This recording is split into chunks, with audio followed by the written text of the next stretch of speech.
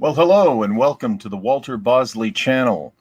I see we've got the folks in the live stream. I want to welcome you all. And later on, I'll be going in there to talk with you and take questions and such. But thank you all for being here. And today's show really came to me after I had made an observation while reading a book that I had no reason to think had any connection to the 1952 Flatwoods monster. Now, those of you who are not familiar with the Flatwoods monster, this is a creature. Some people think an alien, of course, because everything back in the UFO 1950s craze, it had to be aliens, right?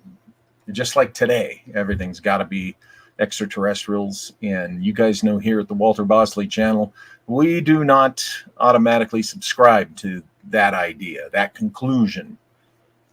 But I was looking some years back through my copy gifted to me by our friend Olaf Phillips of the complete secret cipher of the UFOnauts by T. Allen Greenfield. Now, I want to remind you that Alan Greenfield is going to be speaking at NIMSACON this year, NIMSACON 2024. Go to walterbosley.com to learn about the event, October 11th through 13th. But this gentleman, Alan Greenfield, well known by many in our community, and the author of this book that I'll be discussing here, he's going to be one of the speakers at our event. So go check it out. And of course, we'll talk a little bit about NIMSACON again later. But this is a really interesting book, by the way. It's one of those that has near legendary status. And, the way to describe it here is the way it says on the back: secret ciphers, rituals, cabals, men in black, and the UFO phenomenon. It tries to explain and present the evidence that there's something deeper going on in ufology. More specifically with the sightings and encounters with UFOs and their denizens, their associated creatures, beings, whatever you want to call it. And it was in the preface, okay? This is something you'll find interesting. The preface is titled UFOnauts, Ciphers, and the Cosmic War. A familiar theme here. But I'm looking at an illustration. Perhaps before I share this illustration, I should talk about the Flatwoods monster, because it'll have greater impact. In 1952 in Braxton, West Virginia, various individuals saw this creature called the Flatwoods monster. Now, I would like to present a picture of that on screen, but I've not prepared it the right way. So I apologize for that. If you go to the graphic for the show, you'll see an image of the Flatwoods monster. It looks very much like a robot with robot arms and this round head and these mechanical looking eyes and this ace of spades shape, kind of behind the head or around the head, right? Well, here's the image I saw in the Greenfield book, and he's referencing a 1935 illustration. This illustration from a book titled The Symbolic Tree of the Great Work. And the drawing is done by Elmer E. Hartman, and it shows the Order of the Illuminati, foundation or kindergarten, so to speak, of the Rosicrucian fraternity, symbolic tree of the Confederation of Initiates or Rosicrucian fraternity, symbolic tree of light, life, and love. Now look at this. Go look at the picture of the Flatwoods monster in the graphic for this show, and you'll see, and in many depictions of the Flatwoods monster, the shape, the thing behind its head is almost identical to this illustration, which, by the way, had been published for 17 years at the time of the Flatwoods monster sighting. And if I can, gosh darn it, I apologize. I have the folder open that I wanted, but I have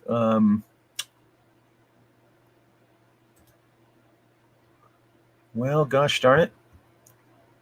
For some reason, I've neglected to remember how to do this.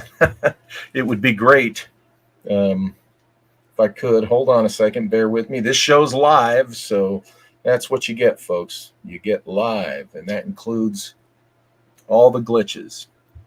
I'm calling my producer right now to remind me how to do this. Hey, how do I pull up share screen again? Gosh darn it. I've got the folder open that I want. And now I'm over here and I'm hitting, I click on share screen, right? Or present. Uh-huh.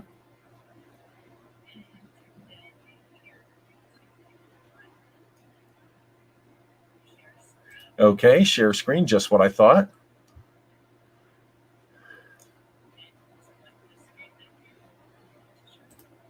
Well, the problem is oh, wait a minute. There it is. Thank you.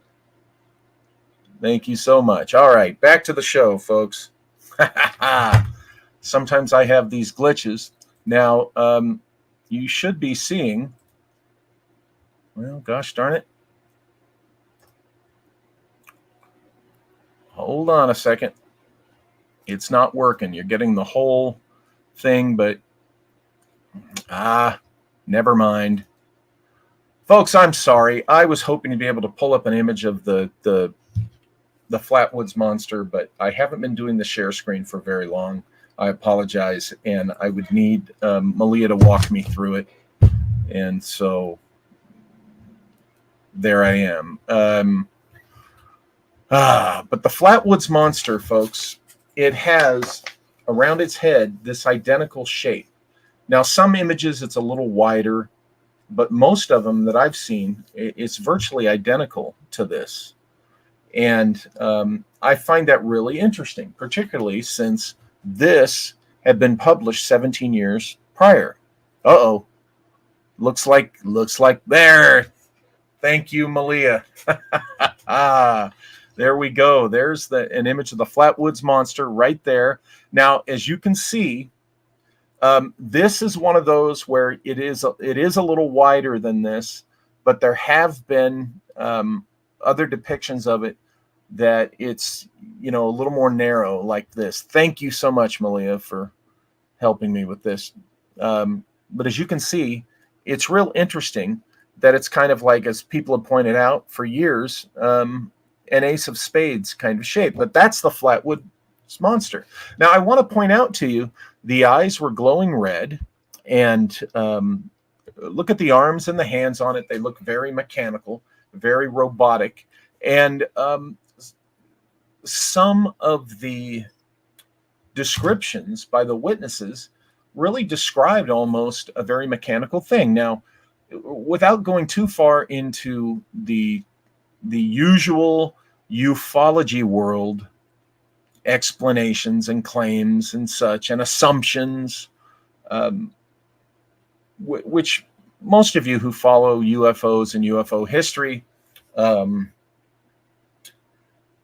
of course, I'm talking to people that realize there's such a thing as ufology and UFOs prior to 2017, the nonsense, special year that everything changed. But here's a side comment, folks. Nothing changed in ufology in 2017. Okay, it's just the same old U.S. government just freshening up their approach to control the UFO narrative. Okay, ignore the UAP bros who get hostile and threaten people for questioning their heroes. The ufology story about the Flatwoods monster, for example, has been out there long enough. Go find it yourself. We're not going to spend time on it here. What does stand out to me is the impression that it was some type of machine or a robot. So I thought, wow, was there a mad scientist, some, modern day, Tesla was modern day, but some mid-century Nikola Tesla or some other genius who had built this robot thing out there in the woods of West Virginia? It was always, an interesting case. So when I saw this image from the Greenfield book, my mind went in a different direction because, believe me, Greenfield's mind is in a different direction on this stuff. Then I realized, it came to me, wait a minute, if the Flatwoods monster has this, feature about it that resembles this illustration from this 1935 book on Rosicrucian mysticism and such, is there some more mystical, not typical ET UFO-y kind of explanation for the Flatwoods monster? And it being in West Virginia, I immediately thought, oh, well, there's the whole Woody Dernberger Indrid Cold Mothman thing. And I recall that John Keel was the first to mention that the whole Indrid Cold and Mothman thing, had some touches of Garuda. Now, Garuda is the Vedic figure in Vedic mythology. And that was a very intriguing angle, because I've talked about it here before, the whole potentially Vedic theme Hindu connection to Indrid Cold. I mean, just look at the name Indrid. There's your first clue right there. But when you get into the Hindu lore and the stories of Vimanas and strange things like that, and you look at Dernberger's original story, okay, you begin to see that Keel may have been onto something about the Hindu themed connection to all of this. Now, since Keel, there's a guy out there, Andrew Colvin, Colvin. In all honesty, I haven't been in touch with him about 10 years. I haven't seen him on the scene recently, but he's a big advocate of the Mothman, Indrid Cold, Garuda connection. And he makes a very good argument for this connection, this Vedic Mothman, if you will, idea. So I thought, wow, golly, if that seems reasonable, the whole Woody Dernberger, Indrid Cold Mothman thing having a Hindu connection, well, gosh, right over here in the same state, you have the Flatwoods monster in the early 50s. Could there be some type of ancient Hindu, some type of Vedic connection or explanation for the Flatwoods monster? Well, I think I may have found it. Now,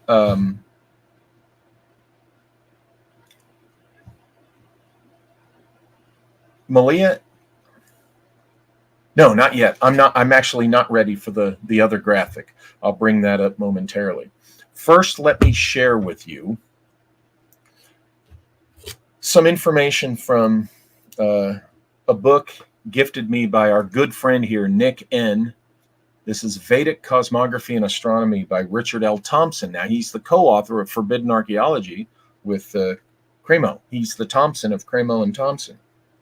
And let me read to you some interesting stuff here that I think is pertinent to today's discussion about the Flatwoods monster. Now, I told you that the witnesses reported kind of a mechanical aspect, right, of this thing. That some people say it could have been some type of robot, right?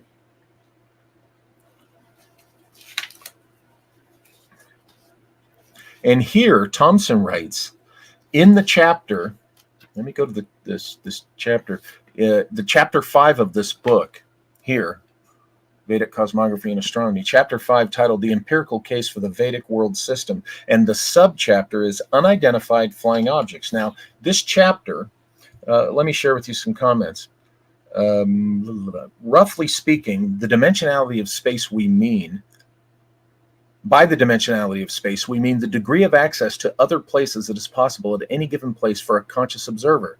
This degree of access depends on the sensory arrangement of the observer, and thus we conceive of space as being relative to the consciousness of living beings. So he's talking about in this book the interdimensionality of UFOs and these encounters with these beings, okay? How different people are going to be able to access different levels of the spectrum.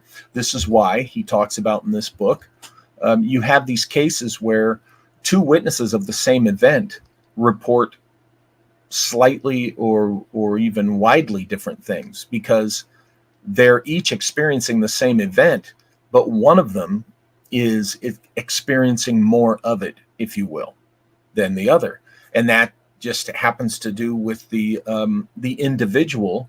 And according to Vedic cosmography and Vedic philosophy and such, Hindu philosophy, that just has to do with the personal development, spiritual development, and enlightenment of the individual who is the witness. So if you have two individuals and one of them happens to be more illumined or enlightened or aware or open, they're going to see more than the other person who may not be on their level. This is what's argued by Thompson and others who are proponents of this Vedic perspective. You don't have to agree with this. You don't have to agree with me. You know, that's the other thing here.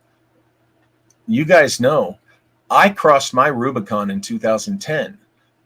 I quit caring what other people, how many other people agree with me, or how many people I convince of things I have seen, experienced, or talk about. It's a worthy discussion, you know, whether we all believe it to the same degree or not. It's a worthy discussion. So, you know, if you're new here, welcome. We're glad to have you, but just, you know, want to let you know that that's kind of the tone here, that we have conversations about these things. We're not, you know, we don't have the certainty fetish here at the Walter Bosley channel. So, for embodied beings in the material world, different levels of spatial access are possible, depending upon their karmic status and corresponding sensory constitution, like I just said. Now, he talks about, according to Vedic literature, there are thousands of species in this universe having human-like form, and many of those have levels of sensory power superior to that of ordinary human beings or our modern civilization. These include, for example, the Kiran Purushas, who are endowed with mystic powers by which one can disappear immediately from another's vision and appear again in a different form. Okay. The thesis is that many regions of the Earth, or Bhumandala, are not accessible to ordinary human senses. These regions are actually part of our immediate environment, but we can reach them only through higher dimensional travel. He basically, earlier in the book, he has gone into that, and he explains that that these places exist parallel in the same space, but their aspects or their landscape traverses multi-dimensions. That's the best way to put it. It's really fascinating stuff. And then he goes into discussing that within a context of the UFOs. Now, why do I bring up UFOs? Because the Flatwoods monster is firmly entrenched, not just in cryptids or cryptozoology, but in UFO history. Okay? It's lumped in with ufology. So I'm trying to get to... Now, he talks about how this type of stuff, our modern ufology stories, he says this evidence falls into three broad categories. Number one, folklore and traditional worldviews. Two, psychical phenomena. And three, the evidence regarding unidentified flying objects or UFOs. Okay. Each of these categories provides direct testimony indicating that interactions have occurred between human beings and other intelligent beings possessing paranormal or superhuman powers. One prominent characteristic of this field of study is that the evidence tends to generate strong emotions, both positive and negative. Oh boy, check out UFO Twitter, and that'll back that up. So, this is the background of this stuff, and he talks about two traditional UFO cases, but then he gets to, broadly speaking, these sightings have been interpreted involving illusions or hoaxes, secret military vehicles, alien spaceships, or vehicles piloted by beings from higher dimensional realms. Okay? We should also point out that more is involved here than mere technology. And this is going to serve my point that I'm going to propose about the Flatwoods monster. Many sightings seem to involve phenomena that are incomprehensible in terms of the known principles of physics. Okay? Then we come to another aspect of the UFO phenomenon is what would be called its psychic component. UFO sightings are frequently accompanied by telepathic impressions that observers tend to interpret as communications transmitted by UFO occupants. Okay. Talks about a Jacques Vallée case and about psychic stuff this doctor experiences. Okay, in modern human societies, there seems to be an almost inverse relationship between the development of mechanical technology and the development of various psychic powers. However, in the Vedic literature, we read of beings such as the Danavas. Remember that prefix there, Danavas, Dana, like Tuatadi Danan. Okay, the Danavas of the Bila Svarga, who possess both, and here it comes, both advanced mechanical technology and mystic siddhis, S-I-D-D-H-I-S, siddhis, and who are apparently able to combine the two. Now think about that. It involves advanced mechanical technology and mystic siddhis, who are apparently, or siddhis, or CGs. It's, there's multiple pronunciations. I'm sure somebody in the live chat is pulling their hair out and screaming at me for my, if I say cities, people are going to say, he's talking about cities like LA or New York. No, S-I-D-D-H-I-S. Okay. And who are apparently able to combine the two. Now, that's what's important here to remember as we continue on about the Flatwoods monster. The UFO phenomenon seems to involve something similar, and this is another reason for thinking that this phenomenon can be better understood in terms of Vedic cosmology than in terms of standard theories involving high technology and interstellar evolution. Yes, I have increasingly come to agree over a few decades, folks, with that assessment, okay, that the ufology phenomenon, outside of people seeing advanced technology, which you guys know, I've said before and I'll say again, 90%, I think, 90% of UFO reports, legitimate ones, not people lying about it just to get attention, 90% of them are, I think, some type of misidentified or deeply classified technology, military or advanced engineering technology. That leaves the remaining 10% that cannot be explained by technology, and that's where this falls in. And of those, sure, I totally think that there are advanced civilizations on other planets that have visited and continue to visit this planet. Of course, to me, that's logical. But most of, especially what we'd call the weirder stuff in ufology, things like the Flatwoods monster, can be better explained within this Vedic context. So I'll say that again. This phenomenon can be better understood in terms of Vedic cosmology than in terms of standard theories involving high technology and interstellar evolution. Sorry, ET crowd. The people that just knee-jerk go right into, it's ET, I don't want to hear anything else. Well, sorry, you're going to hear everything else here at the Walter Bosley channel most of the time. Now, of course, we have heard stories about these beings connected with UFO sightings are also said to be able to project illusions through some kind of hypnotic power. Well, that can involve technology. We know that our civilization in the 1960s, it was patented by a guy named Jose Delgado, the voice of God technology. That is a technology with a patent and a design where literally voices can be transmitted into your head. Is that not an hypnotic illusion as described here? I think so. I think so. So again, we're talking about advanced technology.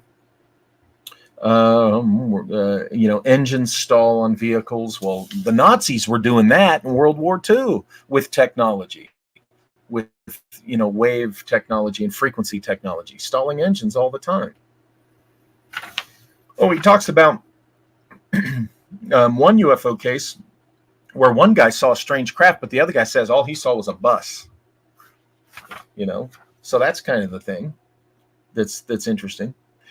But Thompson also writes, it is possible that UFO close encounter cases may involve the action of beings endowed with Vedic mystic siddhis. Okay. Siddhis. Again, here we go. Sheeds. By this perfection, one can bring anyone under his control. Okay, this is the Siddhis using their glamory, their hypnosis. Now he goes on to say, UFO abruptly appearing. He talks about the UFOs appearing and disappearing. He gets into the physical objects, but these are the strange things that can happen.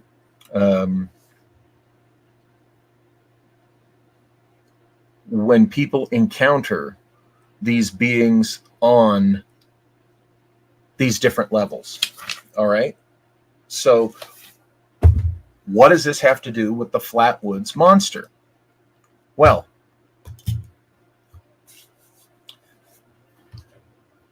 let's suppose that the Flatwoods monster was something mechanical. But what if it was also endowed with this mystic quality of the Siddhis? Okay.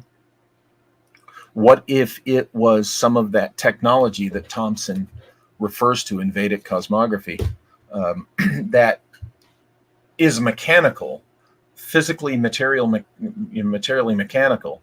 We can see it. There it is on our plane of existence. But what if it's existing more widely on the multiple planes? What if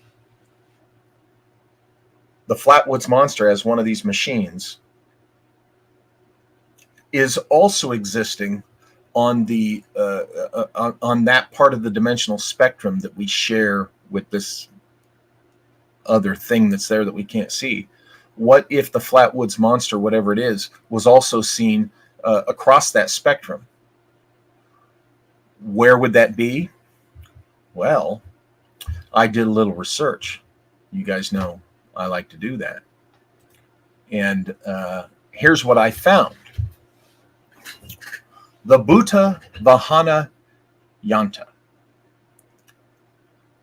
Robots are quite ancient, according to this source. An 11th century text. When Buddha died, it fell to King Ajatashatru of Magadha to protect his sacred relics. Ajatashatru concealed the relics in a secret underground chamber in his capital, Pataliputra, now Patna in Bihar. And the warriors who stood guard were automatons, but not just any automatons. Buddhavahana Yanta literally means spirit movement machine. So these robots had spirits inside them that were responsible for their movements. Needless to say, the robots made excellent guards. Well, isn't that interesting? Robot guards. Now, Thompson explains that some of these palaces and temples, including the vaults, they coexist with us in our world, but only those who are attuned to see them can see them and perceive them. In other words, if you're not attuned to being able to see them, perceive them, I guess it's conceivable you could walk through them, or maybe something else is there in your level of the spectrum, like a rock or another building. I don't know. Think of the 1994 or 5 film, The Shadow, with Alec Baldwin. Remember when he's in the, sorry about the chair. Remember when he's in the city and the veil is lifted and they can see that big building that's there, that everyone else sees an empty lot. Okay. Remember in the beginning, love the beginning of this movie, The Shadow, the one from the 90s with Alec Baldwin, when he's Lamont Cranston and he's being kind of a real jerk, not a good guy, kind of a warlord, opium runner, you know, and owns a brothel and all that kind of stuff. He's gone native, as they say. And he's brought to the monastery. Well, he doesn't even know it's there. He's kidnapped. He's brought to this hillside, and he says, "What am I looking at?" You know, and they unveil his vision, and the clouds lift, and he sees the temple, right? The temple monastery, and he's like, "Where did that come from?" And he goes in, and that's where he learns his fate and what he has to do to save himself. That's how he becomes the Shadow, right? That's where, if you recall, when we had Hans Dietrich on, that's the scene where Baldwin first sees the Purba. Let me show you the Purba. You guys will remember this.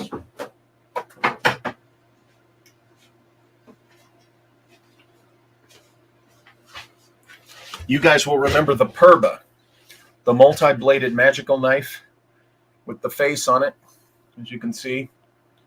And depending upon what it's doing, that face changes. This is an actual steel. This thing's heavy. This thing's dangerously sharp. Okay. I keep it secured away. Okay. And I will go put it back where it's supposed to be to avoid any unwanted accidents. But anyway, that film is a very good example. The Shadow's a very good example of what we're talking about. You know, it clouds men's minds so that they can't see. Well, this comes out of this Vedic cosmography. This is what Thompson's talking about. And if you've seen the film, and Malia, there is a graphic for that I'd like to share. The Golden Voyage of Sinbad, right there. There is an automaton made of stone with the multiple swords that Sinbad and them encounter when they go into the big ancient temple at the end.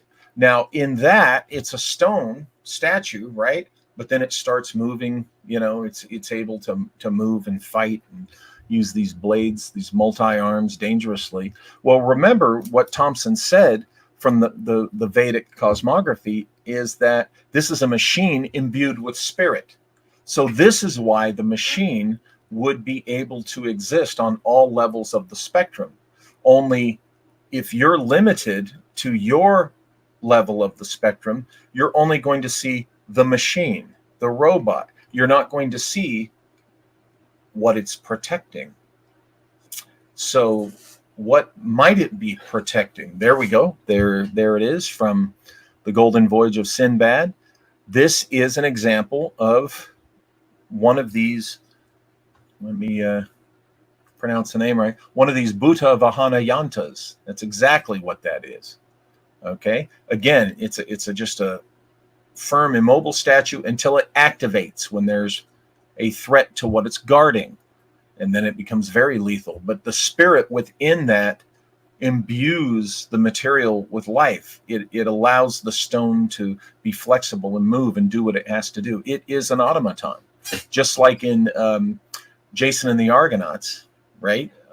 The Talos, the big bronze statue. Okay. But in this case, there's more of the emphasis on the embodiment of the spirit that's within it. So, if the Flatwoods monster, let's go back to the, Malia, can we go back to the photo of the Flatwoods monster? Now that we've been talking about this and sharing these concepts, and I think you get the idea of what I'm talking about, we will look at the Flatwoods monster, and you will see the very mechanical nature that the witnesses reported of this thing. And I argue that it is one of these Bhuta yantas, one of these robot guardians of something. And here we have, there we go. See, there is the Flatwoods monster as reported in 1952. Now look at the arms. Those are very mechanical looking arms. The head was described as having the red glowing eyes. Okay. And this thing floated. Now, I think whatever Hartman knew about this, whatever the Rosicrucians knew about this, whatever this meant on the spiritual realm, I think it is reflected in the Flatwoods monster. Now, what if this, leave the image up there, what if this actually was some type of part of the mechanism? What if this thing here connected to the Flatwoods monster, okay, what if that has to do with the activation or the embodiment of the so-called spiritual energy? What if the spiritual energy gathers, okay, there, or builds up there, and it activates the rest of the machine? Okay, think about that possibility. That's why maybe the head had some type of glow around it, and the energy in the eyes. But there we have it. I think that there's a very good chance that the Flatwoods monster was indeed some type of robot, some type of automaton. And what could it have been guarding in West Virginia? Well, West Virginia is a big mining state, okay? Big time, we know that. Coal mining, yes, coal mining. But if I'm not mistaken, can they not get diamonds from coal? I admittedly, I didn't do my homework on diamonds and coal, but that's my basic layman's understanding.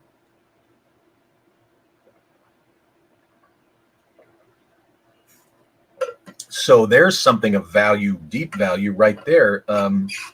If diamonds are associated with coal, that tells you that there's an underlying interest in coal mining that's worth a lot more than coal. But also, there were reports in the past of gold and silver. Okay, and this is 19th century history and stuff. However, I'm sure you're familiar with the stories of the Phoenicians coming to the Americas, and according to some sources and researchers, mining copper in the Great Lakes region. Okay, well, think about West Virginia. West Virginia is just, it borders southeast Ohio, and Ohio is on one of the Great Lakes. Okay, Ohio is one of the Great Lakes states. So if you had Phoenicians in the Great Lakes region mining, what about the Vedic civilization before them, which many claim was a real thing? Look at the Gene Matlock book. Gene Matlock, the last book on Atlantis you'll ever have to read. That's the title of it. It's a mouthful. He talks about the evidence of the lost long ago Vedic civilization being global and definitely having a presence in the Americas. Well, he points out the similarities, the etymological similarities between the language of the Hopis, for example, and the Sanskrit, the ancient Vedic languages. So it's not inconceivable within the context of that discussion that, if the Phoenicians came here and mined copper, why couldn't the ancient global Vedic civilization that some argue legitimately and strongly to have existed, why couldn't they have been here working their own mines? Who knows what the coal mining industry has found in West Virginia under the ground there, because we sure as heck have weird stuff. And with the presence of Indrid Cold, if Indrid Cold has some material mystical connection to this Vedic, this mysterious Vedic presence in our world, well, then might he not be aware of what's over in Braxton? Might not Indrid Cold have known exactly what the Flatwoods monster was, and what it's guarding and protecting? We have to wonder, okay, was it there to guard some long ago but forgotten ancient vault that even predates the Phoenicians coming here and mining in the Great Lakes for copper? I find it really intriguing. And, again, I wonder what kind of oparts, out of place artifacts have been found by coal miners since the mid 19th century in West Virginia. So I think it's a very good argument that the Flatwoods monster could be one of these ancient automatons, a relic, a remnant of this long ago time, a Buddha Vahana Yantra, and that's Bhuta, Buddha Vahana Yanta. It has some various spellings by different sources.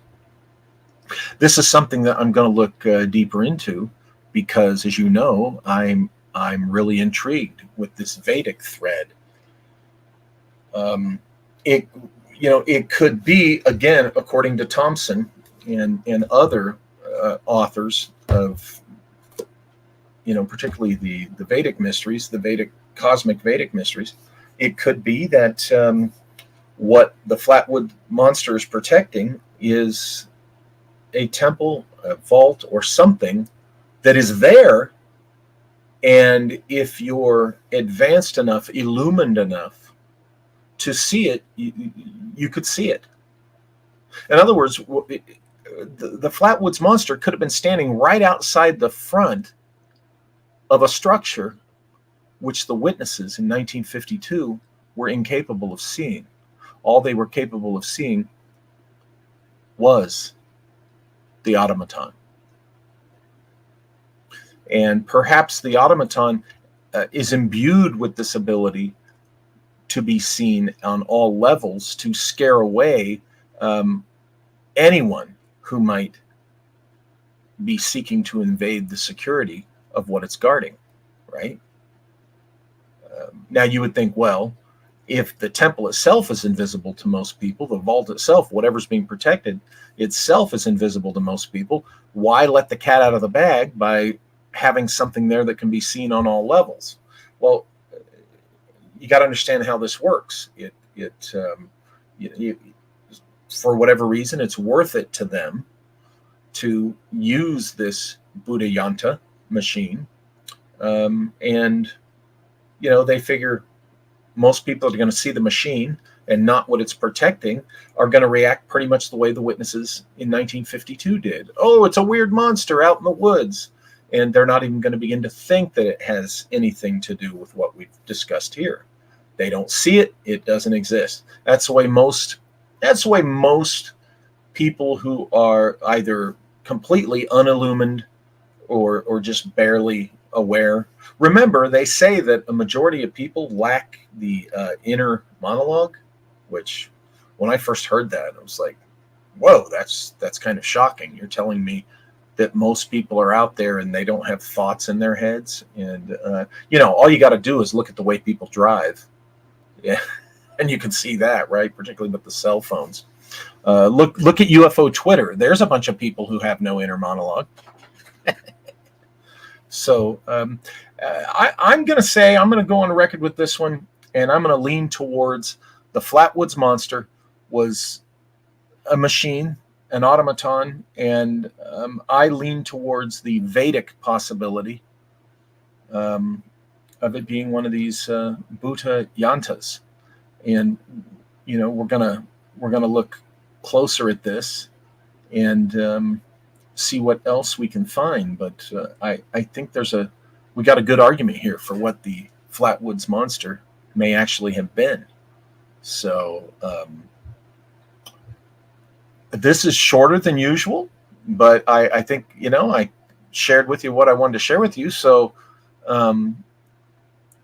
Ray Carr says diamonds are found in soil with igneous rocks, not found in coal. Thank you. And thank you for that, Ray Carr, because I suspected and always thought that was just a trope thing or whatever in comic books or movies or whatever, not in coal. They're found in soil with igneous rocks. Thank you for clarifying that. But still, setting the diamond thing aside, I don't want to get tripped up about, it was diamonds. Who knows what else was found underground, in all the years of the mining there in West Virginia. So I'm going to go to the live chat now, and I want to welcome you all. Hello, everyone. And I'm opening to questions. I ask that you keep the questions on topic, okay? Let's stay on topic. Thank you. And remember, before I go into that, Alan Greenfield, whose book I referenced today, he's going to be one of the speakers at NIMSACON. Go to walterbosley.com and learn all about NIMSACON. And today was the day that Malia and I were supposed to share with you how you can win a free NIMSACON ticket, how you can enter and have a chance to win a free NIMSACON ticket. We had some unexpected business come up today that has kind of messed with our schedule. So probably what we'll try to do is do a special recorded video here that we'll try to get up tomorrow. But there's plenty of time, folks. There's plenty of time. We're talking sometime around August 18th, having kind of a drawing. Well, it will be a drawing, and if you have entered, you will be represented in that drawing, and you'll have a chance to win not just a free NIMSACON ticket. There's if you don't win the NIMSACON ticket, you might win something else, but a free NIMSACON ticket is going to be part of that. And again, today's the last day of July.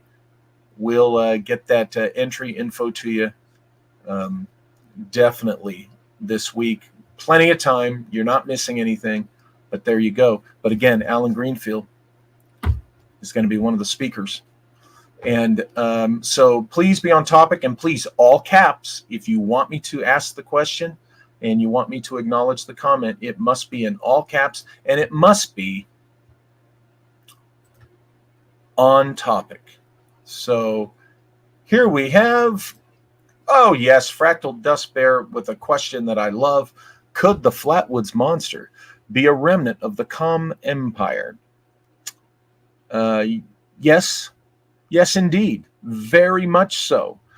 Now, you guys know that I think the Com Empire was a descendant civilization, empire, of this lost Vedic civilization, but they inherited, in my opinion, Fractal Dust Bear, the Com Empire inherited a lot from this lost Vedic civilization. And so very much, it's very possible that some of this machinery could have been part of it. So it could have been, explorers, miners, what have you, of the Com Empire who brought the Flatwoods monster automaton device, to the area. Yes. Yeah, I'll say yes. That's very much a possibility within this discussion. Ryan Perella, Walter, when I think Vedic, I think of Vishnu. Do you believe Kalki? Do you mean Kalki or Kali is going to make an appearance in our world? That's a whole discussion on Vedic cosmography, and that's a whole other discussion. Maybe the appearances Kalki has already. I don't know, but it's enough to stay on Flatwoods monster tonight. So, but remember that question for a future discussion. Groove Dodger, have you seen Flatwoods monster in Fallout 76 game? A good likeness to the drawing you showed. No, I haven't. I'll have to check that out. D. Dorothy Papineau, I'm late, but can the Flatwoods monster be an owl as related to UFOs? It always could be, D. Dorothy. That is the classic ufology debunk. Oh, is that from the game? There we go. But D. Dorothy, I'm inclined to disagree with that. I do not think. I say no, that it was not an owl, and no, I'm really not convinced it had anything to do with UFOs.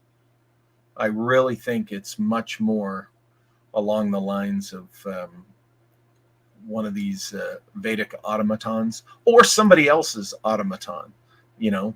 But no, I really don't think that the traditional ufology category explanations apply to the Flatwoods monster. I don't think that anymore, but that's just my position. Fractal Dust Bear. Oh, so the Vedics are older than the Khan. Yes, yeah. This lost Vedic civilization, absolutely older than the Kham Empire. The Kham Empire is not really something that's in question. It's you can look this up, and basically it was a maritime empire that was made up by various cultures, Egyptians, Hindus from India, and various cultures like the Thais, Indonesia, Vietnamese, all around Southeast Asia, probably parts of Australia and stuff, and they were descendants of the old, now lost Vedic Empire, so to speak. Ari Bavel, parallels to Gort from The Day the Earth Stood Still. Yes, indeed. And the Golem from Jewish lore. Yeah, these are both these, well, the Golem is even more spiritually imbued, right? Than Gort. Gort is very much a robot, computer, controlled and such. But yeah, the Golem is even more along the lines of this. And remember, much of the magic and things like that, the exotic and esoteric technologies that the ancient Hebrews had, they stole a lot of that from Egypt, and so the Egyptians, some sources say, got a lot of this from that lost Vedic empire. That's how old this lost Vedic civilization would be. So, wait a minute. Entered the contest. You entered it already? Okay. Ryan Prella, do we have any idea of any symbolic structure or signpost that may indicate entrance to one of these Vedic underworlds? Not that I've found yet in the research. You could use something, like one of these automatons. If you see one of these things, that could be a clue that something's there, right? And would it be something that, it might be something that, would you even recognize it as such?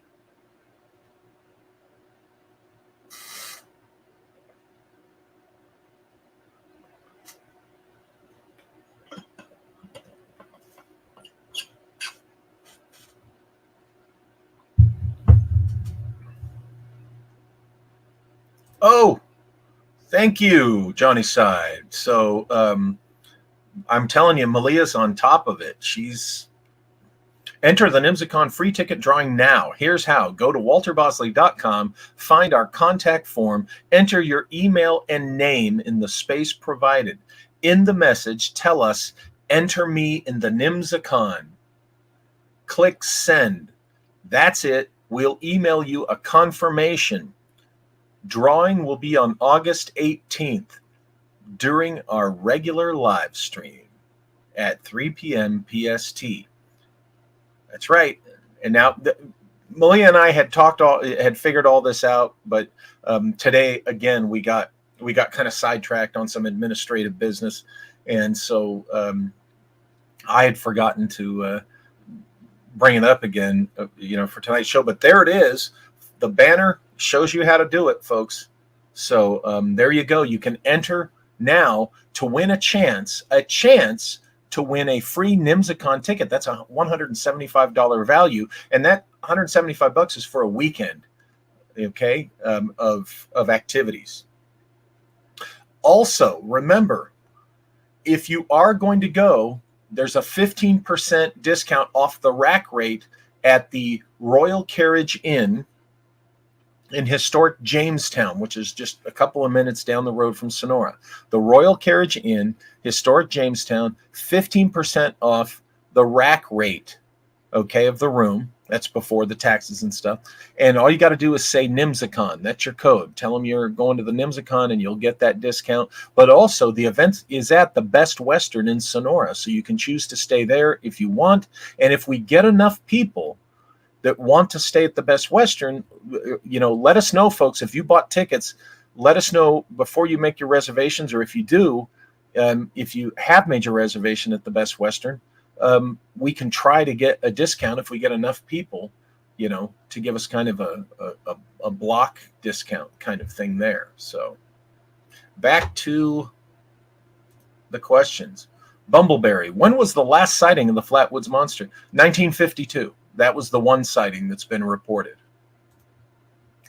Raykar, do you think the robots could have been describing a level of consciousness rather than technology? Yes, but remember the source material that Thompson's talking about specifically states that it's both. It is a material mechanical technology, and at the same time is responsive with and to certain level of consciousness. Okay. Now I think I know what you mean. You mean like a sentient AI consciousness? Could be if these things are imbued with some type of spiritual energy and power. It could very well be that they have consciousness. That's a whole other discussion.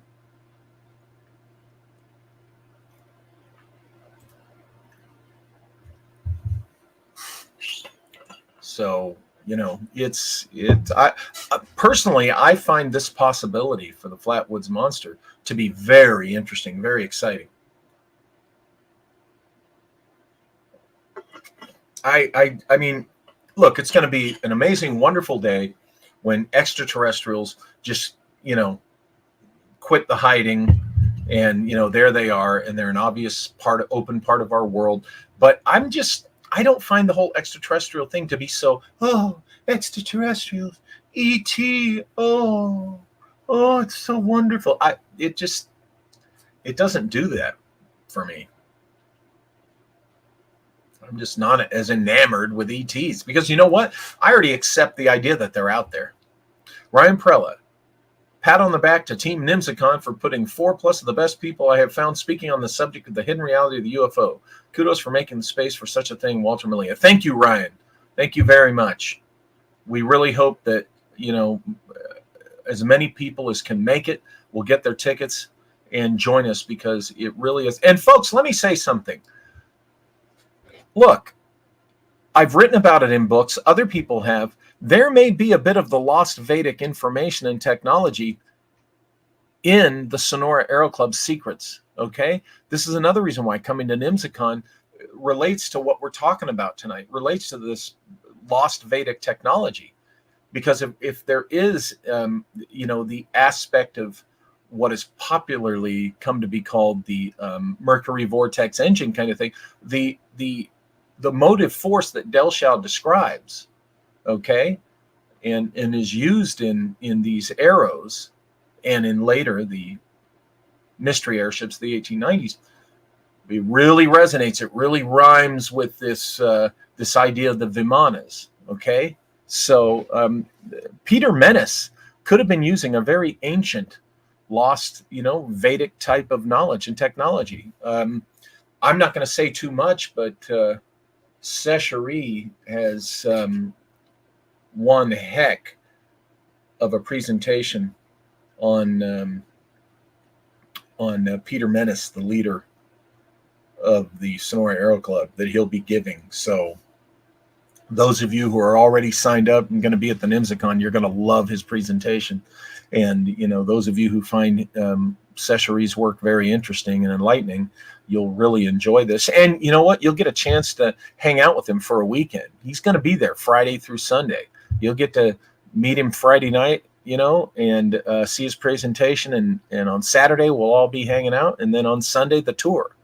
So this stuff we're talking about tonight very much has its links to the kinds of things we're going to be talking about at NIMSACon. So, I think you'll want to, if you haven't got your tickets yet, sign up to try to win a ticket, or get your tickets as soon as possible.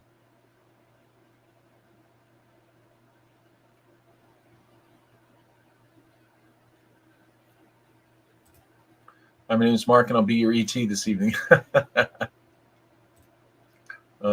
No joke, like the people who research the things which are in alignment with my experience. ET needs to stop talking to management.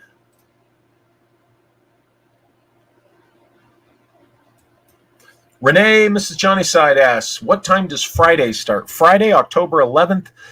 We're probably looking at gathering around 6 p.m. That's when we gathered last year, and that's a good time to get in. You want time for everybody to get there. We're still deciding exactly where we're going to meet this time, but for the meet and greet. But we like to start it at 6, so that means by 7, everybody that's going to be there is there, and we can grab a table and get some food, get some beer, whatever, and have a couple of hours or so to enjoy hanging out before heading back to our hotels, because Saturday starts at 9 a.m. So Friday shouldn't be a real late night, at least not for us who are involved with the show. For you attendees, as long as you roll out of the bunk and the butts are in the seats, by 9 a.m. you won't miss anything.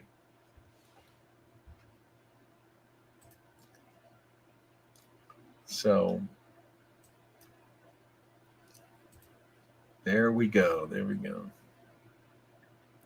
Sound's off. No, I think my sound's working. Is my audio working, folks?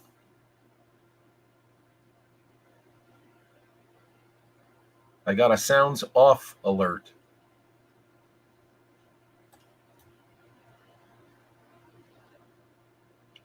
So, yes, Rendella Wenzel.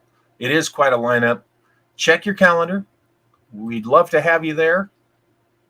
Okay, good. Says Johnny Side says I'm fine. Okay, 5x5. Okay. So thank you, Fractal Dust Bear, also. So as you guys know, I've done a number of these Vedic episodes because I am deeply intrigued with this. I find it to be much more in line with the details, as originally reported. What I find happening is, unfortunately, the ET arm of the ufology and strange world, they sometimes just come in and strong arm the narrative. By God, they want it to be all about ET all the time. And, I wonder what's behind that. I say that's being pushed real heavy and real hard by somebody stirring up the unillumined, the mostly people with no inner monologue, because they're easy to send out in ratio gangs, that kind of thing. Somebody really, and for years, somebody's been pushing the "it's all ET," okay, narrative, because I think they're hiding something. The official world is hiding something, and we know there's reasons to suspect and believe that they've always been hiding the true history of this planet from us. So they would much rather have us believe that beings are coming from another planet than beings coexist with us on this planet and have for gazillions of years, however long. Okay? So, any more Any more questions? I think maybe we've covered this sufficiently. Ryan Prella says they are hiding everything. They're hiding a lot. That's for sure. That's what I think. And even if it's not a lot, they're hiding essential things. Remember, folks, if you're interested in my books, if there's any of my books you don't have, go to walterbosley.com. That's where you find my books. And I'm able to do what I do. Malia's able to do what she does. We're able to do this thing that we do because, I do research, I write books. These are my reports on what I find. These are my analyses on what I find to you. And by selling my books, that's how I pay my bills, be responsible and pay my bills, buy my groceries. Okay. To be able to do this, I like doing this. And, they say the American dream has always been to do what you love and be able to make a living at it. But in recent years in our community, there's some people out there that yell and scream that this is wrong. They want you working for some corporate job, or they want you working for somebody else. Or if you do work for yourself, they want you to just do some type of, basic service, retail service or labor for,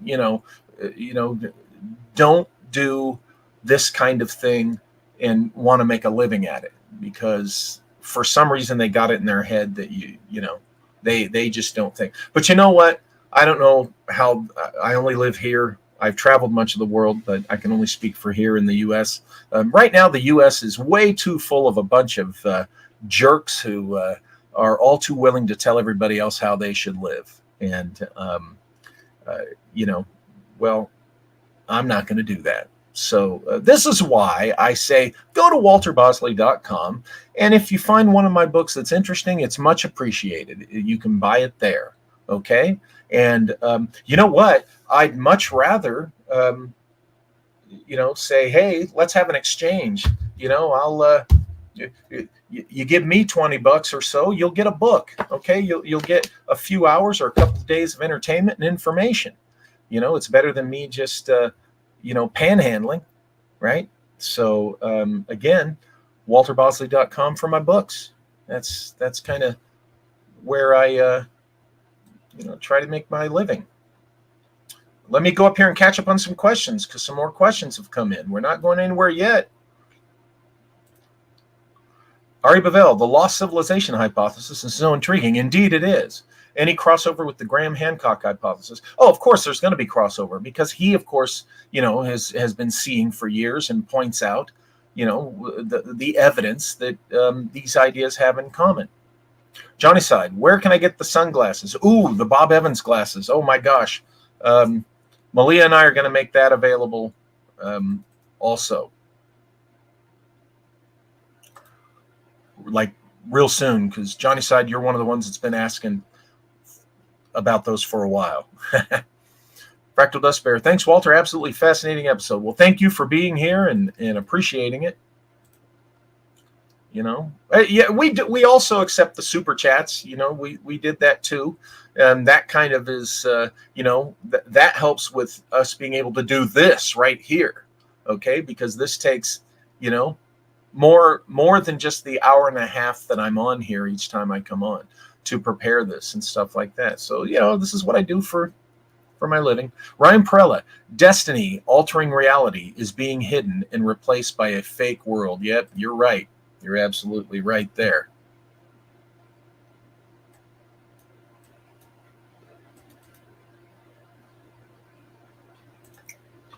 I'll go back to watch the start. By the way, I've sent you. Oh, yes. We're watching for that, and we'll get you. We'll process your order, D. Dorothy. Absolutely. Fractal Dust Bear. Oh, how dare you live as a free man who makes an honest living by selling great books? LOL. Yeah, exactly. Right. I always thought, this is what gets me when Americans bitch about people, oh, they're selling a book. You're damn right I'm selling a book. Let me tell you what. I've been a reader since I was 3 years old. Okay. I started writing in junior high and all through high school and all through school. My degree, for God's sakes, is journalism. That's my professional education, writing. So what the hell? This idea that, selling books is some type of sleazy, underhanded thing to do. I'm a journalist by education, for crying out loud, and an investigator by, nature and profession. And those two things go together, and they result in, the books, whether people agree with what I say in them or not. Kenneth Johnston needs those glasses too, so we got to get that link to those glasses. And seriously, I appreciate your guys' support, all of you who buy the books and the other things. Truly.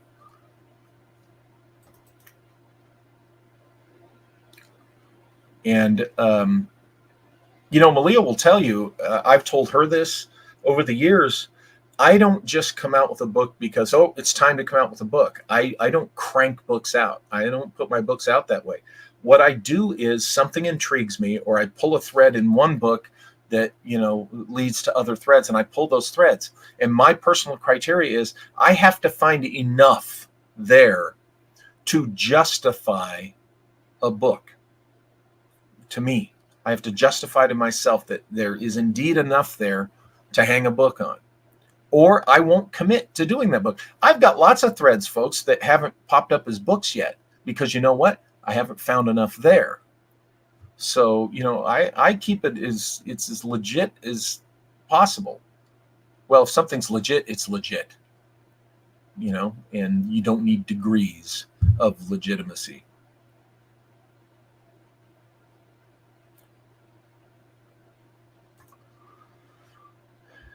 FVGB 342 off topic. It feels like alien abductors are military intelligence and Carl Sagan scientists. I think some of those shenanigans have gone on, right? So, but folks, if you're ever interested in these things I'm reading, again, if Nick N is here, thank you. This is one of the many books he sent me on Vedic topics. This is by Richard Thompson, Vedic Cosmography and Astronomy. Fascinating information. He's the co-author of the great and controversial Forbidden Archaeology.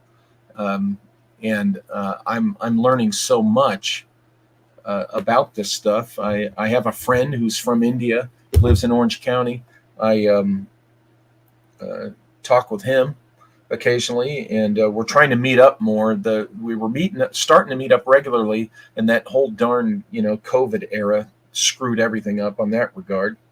But we're trying to get back into connecting, and he's led me to some fascinating Vedic sources. So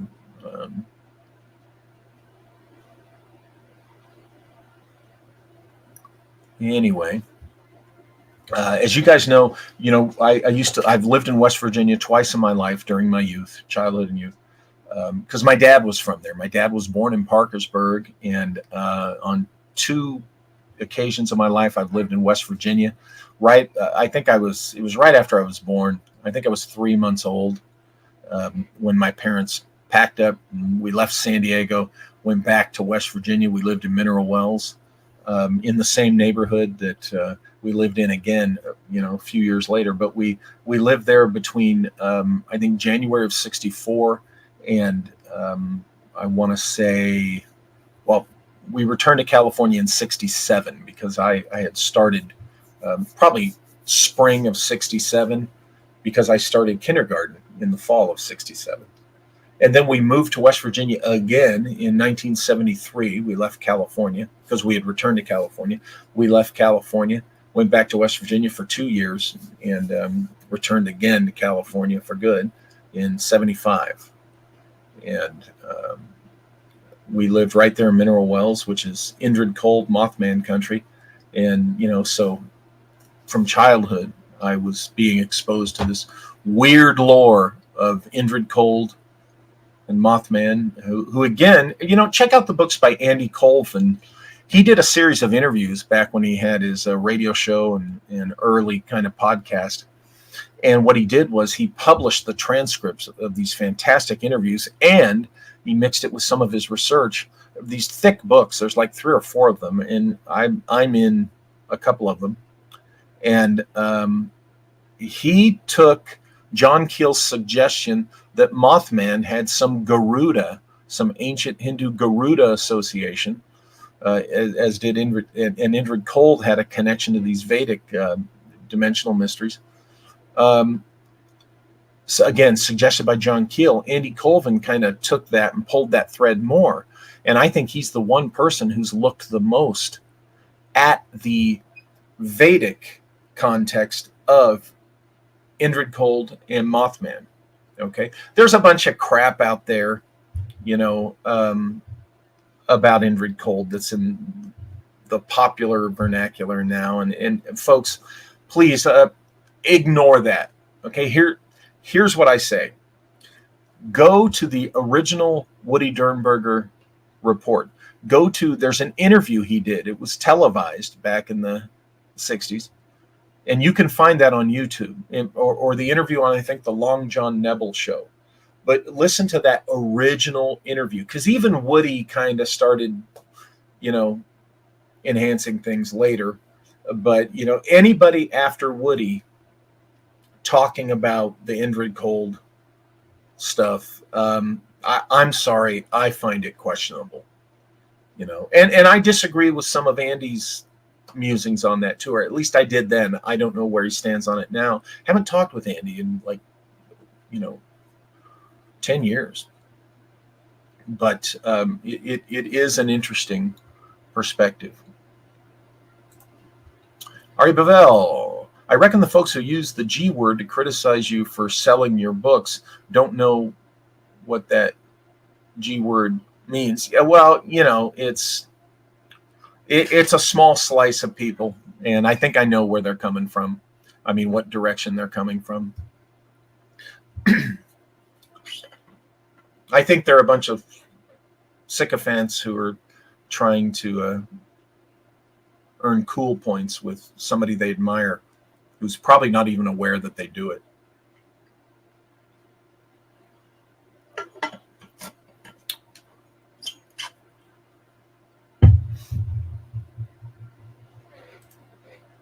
Damn it with this.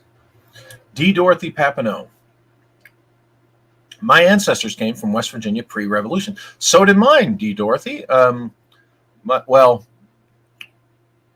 Yes, the Cooper side, my dad's mother's side of the family, they were there in the 17th century. Now, my namesake side, the Bosleys, definitely by record, have also been there since the 1640s or 60s, the 17th century. Now, because of what I learned about who my real grandfather likely was, I may not be a Bosley at all.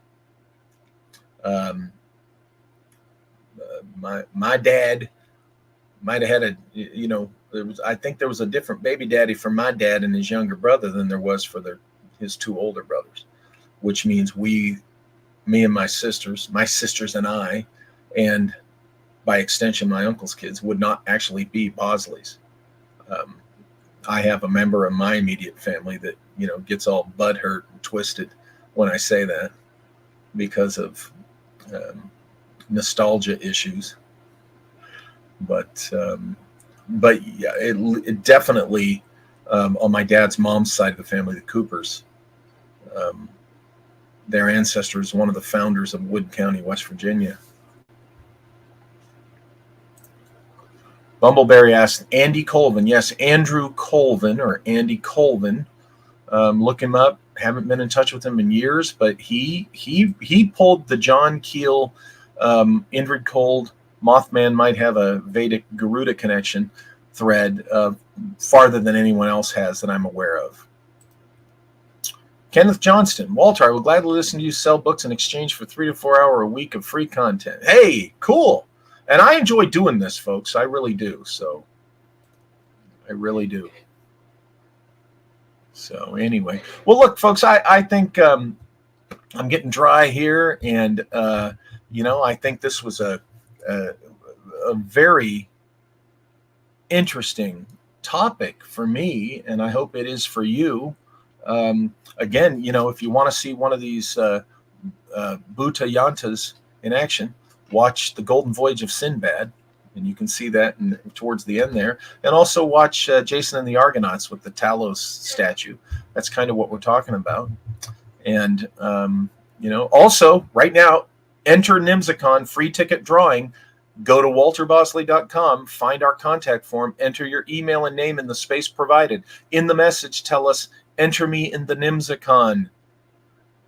Click send. That's it. We'll email you a confirmation. The drawing will be August 18th during the live stream. So it's official. You can enter a chance to win a free NIMSACON ticket, folks. That's a almost $200 value there that would take, $200 off the cost of attending. We really appreciate everybody who's coming to the show, because we understand these are tough times.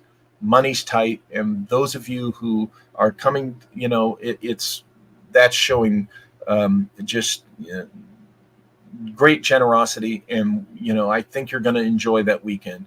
I think you really are. So, check it out. There's plenty of time still to get your tickets right now, but the clock is ticking. It's mid-October is when the event takes place, and the 1st of August is tomorrow. So go to NIMSA, the NIMSA entry, NIMSACON entry at walterbosley.com is what I'm trying to say. Go to walterbosley.com and check out NIMSACON, and we hope to see you there. But you know what? If we don't, those of you we don't, we'll see here. So again, thank you for showing up, and I think that's it for today. You guys have a good evening, and we have on Saturday our special guest from Australia talking about some real interesting things, and so it'll be myself and Malia and our friend Luna from Australia, and we're looking forward to that. So you guys have a good night, and we'll see you on Saturday.